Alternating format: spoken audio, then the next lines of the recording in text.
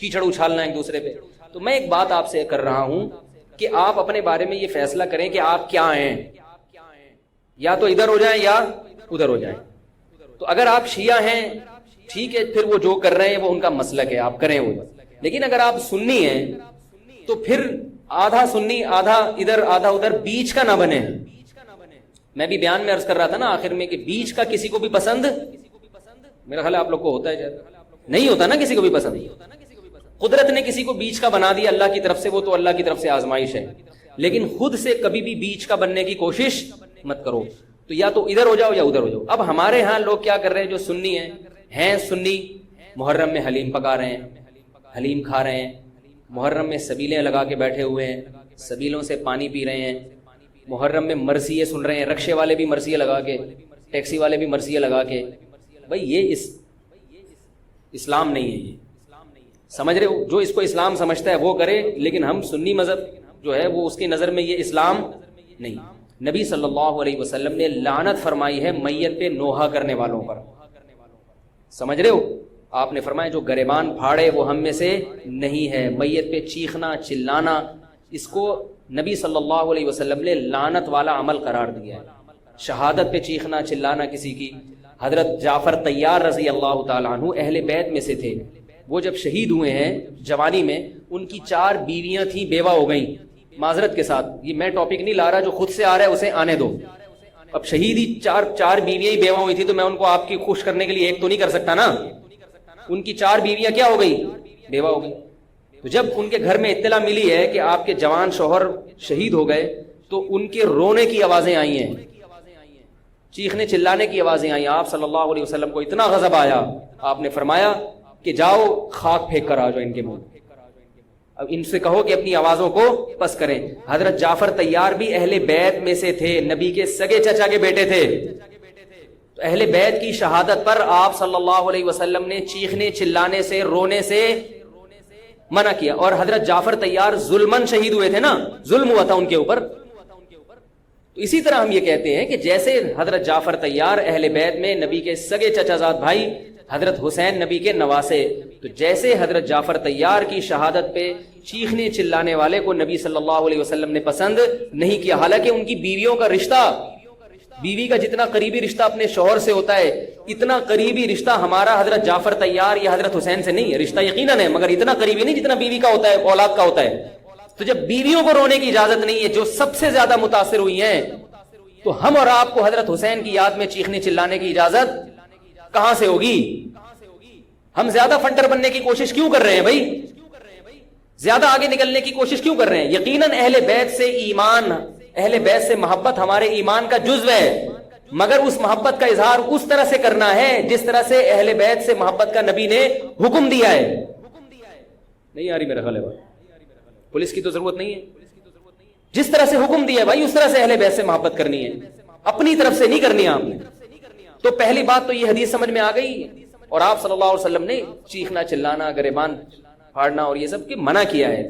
تو سنی مذہب میں ماتم کی اجازت, چیخنے چلانے کی, ہا ہو کرنے کی اجازت نہیں ہے. سمجھ رہے ہو بات کو؟ تو آپ یہ کام نہ کریں, مرثی آپ نہ سنیں, انہیں سننے دیں, انہیں کرنے دیں. آپ رکشہ ٹیکسی چلا رہے ہو, کہہ رہے محرم کے احترام میں گانے نہیں لگاؤں گا, مرثیے لگا دوں گا. بھائی نہ گانے لگاؤ نہ مرثیے لگاؤ. اور مرثیوں میں جس طرح سے اہل بیت کا نام لیا جاتا ہے, اس میں اہل بیت کی عزت نہیں ہے بلکہ اہل بیت کی توہین ہے. ہائے زینب, ہائے یوں, ہائے یوں. آپ اپنے گھر کی عورتوں کو چاہتے ہو کہ سڑک پہ ان کا اس طرح سے ہائے ہائے کر کے نام لیا جائے روڈ پہ؟ جب ہم اپنی عورتوں کے لیے ایسی توہین برداشت نہیں کرتے, وہ عورتیں جن کے تقدس کی قسم اٹھائی جا سکتی ہے, جن کے ناخن بھی کوئی نامحرم نہیں دیکھ پاتا تھا, اہل بیت عورتیں تھیں, نبی صلی اللہ علیہ وسلم کی نواسیاں, نبی صلی اللہ علیہ وسلم کے خاندان کی عورتیں, حضرت حسین رضی اللہ تعالیٰ عنہ کے خاندان کی عورتیں. تو ان کے بارے میں میرے بھائی کیسے یہ برداشت کیا جا سکتا ہے کہ کوئی بھی چیخے چلائے, ان کا نام اس طرح سے توہین آمیز لہجے سے؟ اسلام نے اکرام سکھایا ہے, عزت اور احترام سکھایا ہے, اور عزت و احترام کے اصول اور آداب بھی سکھائے. تو اس لیے آپ لوگ یہ کام نہ کریں, جو کر رہا ہے اس سے بحث بھی نہ کریں. بولے میں ٹھیک ہے تمہارا مسلک ہے تو کوئی بات کر لو, ہم ہی نہیں کریں گے. تو یہ جو سبیلیں لگائی جا رہی ہیں, یہ کہا جاتا ہے کہ حضرت حسین کی یاد میں. یہ بھی ایک عجیب بات ہے. حضرت حسین رضی اللہ تعالیٰ عنہ اگر پیاس سے شہید ہوئے تو پانی پی کے یاد منائی جائے گی یا پانی سے اوائڈ کر کے یاد منائی جائے گی؟ عجیب بات ہے. مجھے ایک بات بتاؤ, آپ کا دوست بھوکا بیٹھا ہوا ہے, آپ اس دوست پہ ترس کھا رہے ہو, آپ کہہ رہے ہو, اس کو فون کیا آپ نے, بھائی کیا یار, کہہ رہے 2 دن سے مجھے کھانا نہیں ملا, کہہ رہے بس پھر میرے سامنے جو کھانا رکھا ہے میں بھی نہیں کھا رہا, جب تو نے نہیں کھایا تو میں کیوں کھاؤں یار یہ مرغے.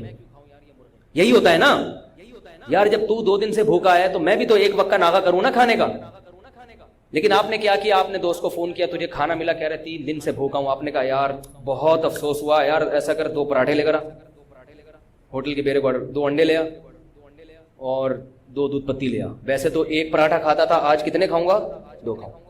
دوست فون پہ کہہ رہا ہے یار یہ آرڈر کا, کہہ رہا ہے یار تو بھوکا ہے, تیری یاد میں کیا کروں گا, کھاؤں گا بھی اور پبلک کو بولوں گا آ جا بھائی تو بھی آ جا یار, تو بھی آ جا. یہ کامن سینس, میری جو سینس ہے بھائی, میں سنی ہوں تو مجھے یہ والا چیز صحیح لگ رہی ہے. اگر پھر بھی آپ کو امام حسین کی یاد میں آپ کہتے ہیں شربت پئیں گے بھی, پلائیں گے بھی, ٹھیک ہے, آپ کو سمجھ میں آ رہا ہے, میں بندوق لے کے کسی کے پاس نہیں آؤں گا. لیکن مجھے جو یہاں ممبر پہ بٹھایا گیا ہے وہ بات کرنے کے لیے جو میری سمجھ میں آ رہی ہیں. کیا خیال ہے بھائی؟ تو اس لیے یہ سبیلیں چھوڑ دیں. پیاسے کو پانی پلانا یہ پورے سال سنت ہے, اور پیاسے کو پانی پلاؤ ایسی جگہ پہ جہاں پانی نہ ہونا. شہر میں سب جگہ پانی ہوتا ہے, سب جگہ پانی ہوتا ہے. تو یہ چھوڑ دیں, جو کر رہے ہیں ان کو کرنے دیں. چھوڑنے کا مطلب یہ نہیں کہ آپ جا کے بحث کریں, آپ یہ کام نہ کریں, نہ سبیل سے پانی پئیں نہ سبیل سے پانی پلائیں, کیونکہ لوگ اس کو اسلام سمجھ رہے ہیں جبکہ یہ اسلام نہیں ہے. سمجھ رہے ہیں؟ اس طرح محرم میں حلیم کا جو فلسفہ بیان کیا جاتا ہے وہ یہ بتایا جاتا ہے کہ حضرت حسین کو کچھ بھی نہیں ملا تھا کھانے کو, کچھ بھی نہیں ملا تھا, تو ہم اب سب چیزوں کا ایک مرغوبہ بنا کے پبلک کو کھلائیں گے, جس سے یہ پتا چلے گا کہ دیکھو حلیم میں گوشت بھی ہے تو حضرت حسین کو گوشت بھی نہیں ملا, حلیم میں چاول بھی ہے تو چاول بھی نہیں ملے ان کو, حلیم میں دال بھی ہے تو ان کو دال بھی نہیں ملی, حلیم میں جو بھی ہے تو ان کو جو بھی نہیں ملی. تو حلیم ایک ایسی ڈش ہے. تو یہ 2 مہینے خاص طور پر ایسے ہیں جس میں یہ 2 مہینے کی جتنی ہماری ایکٹیویٹیز ہیں وہ سب ہم اخپل طریقے سے گزارتے ہیں. جس طرح اللہ اس کے رسول نے بتایا اس طرح سے نہیں گزارتے. اسلام میں کسی کی یوم ولادت یا یوم شہادت یا یوم وفات اس کو کوئی اہمیت نہیں دی گئی ہے. اگر دی گئی ہوتی تو سب سے پہلے محمد صلی اللہ علیہ وسلم کا یوم وفات کا دن ایسا تھا کہ اس پہ ہمیں غم منانے کا حکم دیا جاتا, اور یوم ولادت ایسی تھی جس پہ ہمیں خوشی منانے کا حکم دیا جاتا. کہیں بھی نہیں ملتا ہمیں. بعض حضرات یہ کہتے ہیں کہ آپ صلی اللہ علیہ وسلم کو خواب آیا تھا جس میں بتایا گیا کہ آپ کے نواسے حضرت حسین جو جنت کے سرداروں کے, جنت کے نوجوانوں کے سردار ہیں, ان کو آپ کی امت شہید کرے گی. تو آپ بلک بلک کے رونے لگے. اس سے بعض لوگ استدلال کرتے ہیں دیکھو غم حسین میں رونا چاہیے. تو یاد رکھو نبی صلی اللہ علیہ وسلم کو جب اطلاع ملی آپ کو غم ہوا آپ روئے. تو جب بھی کوئی غم کسی کو پہنچتا ہے اس کی آنکھوں سے آنسو نکلنا یہ نیچرل ہے. تو ایسی خبر کو سن کے آپ کو رونا آ جائے تو یہ سنت ہے, اس میں کوئی حرج نہیں ہے. لیکن کیا ہر سال نبی صلی اللہ علیہ وسلم جس دن یہ خواب آیا تھا تو اگلے سال اسی تاریخ میں دوبارہ روئے, پھر اسی تاریخ میں دوبارہ روئے؟ بھائی جب غم کی خبر ملی تو روئے آپ صلی اللہ علیہ وسلم. حضرت جعفر طیار آپ کے چچا زاد بھائی, ان کی شہادت کی آپ کو اطلاع ملی تو بھی آپ کے آنکھوں سے آنسو جاری ہوئے. تو کیا اب حضرت جعفر کے غم میں رونا بھی سنت ہوگا؟ بولو نا بھائی. اگر آپ صلی اللہ علیہ وسلم حضرت عثمان کے دور میں زندہ ہوتے اور اس طرح بے دردی سے حضرت عثمان کو شہید کیا جاتا تو کیا آپ نہ روتے ہیں بھائی؟ تو پھر حضرت عثمان کی یوم شہادت پہ رونا بھی کیا ہے؟ سنت ہونا چاہیے نا. حضرت عثمان کی شہادت کی نبی کو اطلاع ملی تھی, وہ جھوٹی افواہ تھی. صلح حدیبیہ کے موقع پر آپ صلی اللہ علیہ وسلم نے حضرت عثمان کو قاصد بنا کے بھیجا, اطلاع ملی کہ ان کو شہید کر دیا. آپ ایسا درد اور ایسا غضبناک ہوئے کہ آپ نے 1400 صحابہ سے موت پر بیعت کی. تو جب آپ کو سچی مچی کی اطلاع ملتی کہ واقعی ابھی تو افواہ تھی, یقین نہیں تھا, جب آپ صلی اللہ علیہ وسلم کو حقیقت میں اطلاع ملتی کہ آپ شہید ہو گئے تو کیا آپ نہ روتے؟ آپ صلی اللہ علیہ وسلم کو اپنی نواسی آپ کی گود میں تھی, اس کا انتقال ہوا, آپ کی آنکھوں سے آنسو جاری ہوئے. صحابہ نے کہا یا رسول اللہ آپ تو ہمیں صبر کی تلقین کرتے ہیں, آج آپ رو رہے ہیں. تو فرمائی اللہ کی رحمت ہے, یہ تو اللہ کی رحمت ہے بھائی, اولاد ہے میری. تو کیا جب حضرت وہ جو آپ صلی اللہ علیہ وسلم کی نواسی کا انتقال کی تاریخ آئے گی تو ہم سب روئیں گے بیٹھ کے؟ بولو نا بھائی. تو کہاں کی کہاں لگا دیتے ہیں. دیکھو ہر بدعت کو جائز کرنے کے لیے نا کچھ دلیل ہر ایک کو مل جاتی ہے. تو میں بار بار کہتا ہوں جو شیعہ حضرات ہیں ان کا مسلک ہے, وہ تو صحابہ کو نہیں مانتے, تو ان کا جو مسلک ہے ان کو کرنے دیں, ان کے کام میں ٹانگ نہ اڑائیں, نہ ان سے بحث کریں, نہ ان کے کام میں ٹانگ اڑائیں. بولے بھائی آپ کا مسلک ہے آپ کریں. میں کہتا ہوں جو سنی لوگ ہیں جن کے اصولی الگ ہیں ان سے, وہ یہ سب کیوں کر رہے ہیں؟ بھائی یا تو ادھر ہو جاؤ, شیعہ بن جاؤ. کس نے روکا ہے؟ کوئی گورنمنٹ کی طرف سے پابندی تھوڑی ہے, کوئی پابندی نہیں ہے. آپ شیعہ بن جائیں, کوئی نہیں روکے گا آپ کو. کوئی شیعہ سنی بننا چاہے اسے کوئی نہیں روکتا, کوئی سنی شیعہ بننا چاہے اسے کوئی نہیں روکتا. لیکن جب آپ سنی ہیں تو پھر آپ کو ان اصولوں پہ چلنا پڑے گا جو اہل سنت والجماعت علماء نے بتائے ہیں. اہل سنت والجماعت کے ہاں رونا عبادت نہیں ہے. ہاں آپ نے کسی دن کربلا کا واقعہ سنا, چاہے محرم میں سنا, ربیع الاول میں سنا, حضرت حسین رضی اللہ تعالیٰ عنہ کی ایک جو دردناک شہادت کا واقعہ آپ نے سنا, آپ کو رونا آ گیا, تو یہ عین ایمان کی علامت. میرے بیان اب ویڈیو ریکارڈ ہوتے ہیں, پہلے ریکارڈ نہیں ہوتے تھے, آڈیو چلتے تھے. تو میں نے 2 دفعہ زندگی میں پہلی دفعہ جب یہ واقعہ بیان سنا, بیان کے دوران میں بھی رو رہا تھا اور سننے والے بھی رو رہے تھے. نیچرلی آ گیا رونا. پھر دوبارہ میں نے یہ واقعہ بیان کیا, مجھے بھی رونا آ گیا اور سننے والوں کو بھی آ گیا. یہ نیچرل جو آ گیا آ گیا. لیکن اگر میں اس لیے بیٹھوں کہ میں روں, آج میں پروگرام ہے باقاعدہ, بولو بھائی, رونے کا, اور آپ کو بھی رلاؤں گا, اور وہ محرم کا واقعہ میں اگر ربیع الاول میں بیان کروں گا تو رونا آ گیا مجھے. تو جو خود سے کسی کا واقعہ سن کے رونا آ جائے اس پہ پابندی نہیں ہے, بلکہ اہل بیت سے محبت کی علامت ہے. لیکن یہ واقعہ جب ہم نے بیان کیا حضرت حسین کا تو مجھے رونا آیا. بالکل اسی طرح رونا جب حضرت عثمان کا واقعہ بیان کیا تو بھی آیا. ظلم تو ان پر بھی ہوا تھا, کوئی کم تھوڑی ہوا تھا.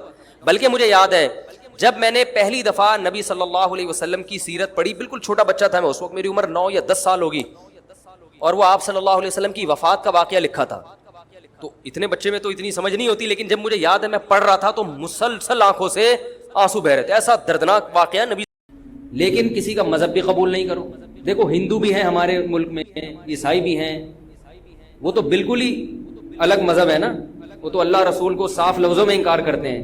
تو ہم کہتے ہیں بھائی ٹھیک ہے, تم لکم دینکم ولی دین, تم جاؤ, تمہیں جو سمجھ میں آتا ہے کرو. تو ایسے ہی شیعہ سنی کا جو اختلاف ہے وہ اگر زبان کی حد تک رہے, دلائل کی حد تک رہے تو ٹھیک ہے. لڑائی بڑائی والا معاملہ ہوگا تو معاملہ کیا بنے گا؟ کیچڑ اچھالنا ایک دوسرے پہ. تو میں ایک بات آپ سے کر رہا ہوں کہ آپ اپنے بارے میں یہ فیصلہ کریں کہ آپ کیا ہیں, یا تو ادھر ہو جائیں یا ادھر ہو جائیں. تو اگر آپ شیعہ ہیں ٹھیک ہے, پھر وہ جو کر رہے ہیں وہ ان کا مسلک ہے, آپ کریں وہ. لیکن اگر آپ سنی ہیں تو پھر آدھا سنی آدھا ادھر آدھا ادھر, بیچ کا نہ بنے. میں بھی بیان میں عرض کر رہا تھا نا آخر میں کہ بیچ کا کسی کو بھی پسند, میرا خیال ہے آپ لوگ کو ہوتا ہے, نہیں ہوتا نا کسی کو بھی پسند. قدرت نے کسی کو بیچ کا بنا دیا اللہ کی طرف سے, وہ تو اللہ کی طرف سے آزمائش ہے. لیکن خود سے کبھی بھی بیچ کا بننے کی کوشش مت کرو. تو یا تو ادھر ہو جاؤ یا ادھر ہو جاؤ. اب ہمارے ہاں لوگ کیا کر رہے ہیں, جو سنی ہیں سنی, محرم میں حلیم پکا رہے ہیں, حلیم کھا رہے ہیں, محرم میں سبیلیں لگا کے بیٹھے ہوئے ہیں, سبیلوں سے پانی پی رہے ہیں, محرم میں مرثیے سن رہے ہیں, رکشے والے بھی مرثیے لگا کے, ٹیکسی والے بھی مرثیے لگا کے. بھائی یہ اسلام نہیں ہے, یہ سمجھ رہے ہو؟ جو اس کو اسلام سمجھتا ہے وہ کرے, لیکن ہم سنی مذہب جو ہے وہ اس کی نظر میں یہ اسلام نہیں. نبی صلی اللہ علیہ وسلم نے لعنت فرمائی ہے میت پہ نوحہ کرنے والوں پر, سمجھ رہے ہو؟ آپ نے فرمایا جو گریبان پھاڑے وہ ہم میں سے نہیں ہے. میت پہ چیخنا چلانا, اس کو نبی صلی اللہ علیہ وسلم نے لعنت والا عمل قرار دیا ہے. شہادت پہ چیخنا چلانا کسی کی, حضرت جعفر طیار رضی اللہ تعالیٰ عنہ اہل بیت میں سے تھے, وہ جب شہید ہوئے ہیں جوانی میں, ان کی 4 بیویاں تھیں, بیوہ ہو گئیں. معذرت کے ساتھ یہ میں ٹاپک نہیں لا رہا, جو خود سے آ رہا ہے اسے آنے دو. اب شہید ہی 4 بیویاں ہی بیوہ ہوئی تھی, تو میں ان کو آپ کی خوش کرنے کے لیے ایک تو نہیں کر سکتا نا. ان کی 4 بیویاں کیا ہو گئی, بیوہ ہو گئی. تو جب ان کے گھر میں اطلاع ملی ہے کہ آپ کے جوان شوہر شہید ہو گئے, تو ان کے رونے کی آوازیں آئی ہیں, چیخنے چلانے کی آوازیں آئی. آپ صلی اللہ علیہ وسلم کو اتنا غضب آیا, آپ نے فرمایا کہ جاؤ خاک پھینک کر آ جاؤ ان کے منہ. اب ان سے کہو کہ اپنی آوازوں کو پس کریں. حضرت جعفر طیار بھی اہل بیت میں سے تھے, نبی کے سگے چچا کے بیٹے تھے. تو اہل بیت کی شہادت پر آپ صلی اللہ علیہ وسلم نے چیخنے چلانے سے, رونے سے منع کیا. اور حضرت جعفر طیار ظلمن شہید ہوئے تھے نا, ظلم ہوا تھا ان کے اوپر.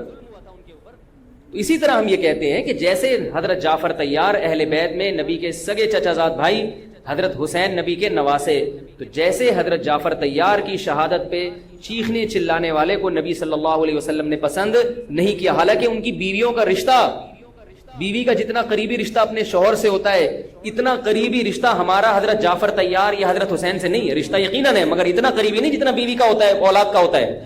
تو جب بیویوں کو رونے کی اجازت نہیں ہے جو سب سے زیادہ متاثر ہوئی ہیں، تو ہم اور آپ کو حضرت حسین کی یاد میں چیخنے چلانے کی اجازت کہاں سے ہوگی؟ ہم زیادہ فنڈر بننے کی کوشش کیوں کر رہے ہیں بھائی؟ زیادہ آگے نکلنے کی کوشش کیوں کر رہے ہیں؟ یقیناً اہل بیت سے ایمان، اہل بیت سے محبت ہمارے ایمان کا جزو ہے، مگر اس محبت کا اظہار اس طرح سے کرنا ہے جس طرح سے اہل بیت سے محبت کا نبی نے حکم دیا ہے. نہیں آ رہی میرا خیال ہے بات، پولیس کی تو ضرورت نہیں ہے. جس طرح سے حکم دیا ہے بھائی اس طرح سے اہل بیت سے محبت کرنی ہے، اپنی طرف سے نہیں کرنی آپ. تو پہلی بات تو یہ حدیث سمجھ میں آ گئی، اور آپ صلی اللہ علیہ وسلم نے چیخنا چلانا، گریبان پھاڑنا اور یہ سب کی منع کیا ہے. تو سنی مذہب میں ماتم کی اجازت، چیخنے چلانے کی، ہا ہو کرنے کی اجازت نہیں ہے. سمجھ رہے ہو بات کو؟ تو آپ یہ کام نہ کریں، مرثی آپ نہ سنیں، انہیں سننے دیں، انہیں کرنے دیں. آپ رکشہ ٹیکسی چلا رہے ہو، کہہ رہے محرم کے احترام میں گانے نہیں لگاؤں گا، مرثیہ لگا دوں گا. بھائی نہ گانے لگاؤ نہ مرثیہ لگاؤ. اور مرثیوں میں جس طرح سے اہل بیت کا نام لیا جاتا ہے اس میں اہل بیت کی عزت نہیں ہے بلکہ اہل بیت کی توہین ہے. ہائے زینب، ہائے یوں، ہائے یوں. آپ اپنے گھر کی عورتوں کو چاہتے ہو کہ سڑک پہ ان کا اس طرح سے ہائے ہائے کر کے نام لیا جائے روڈ پہ؟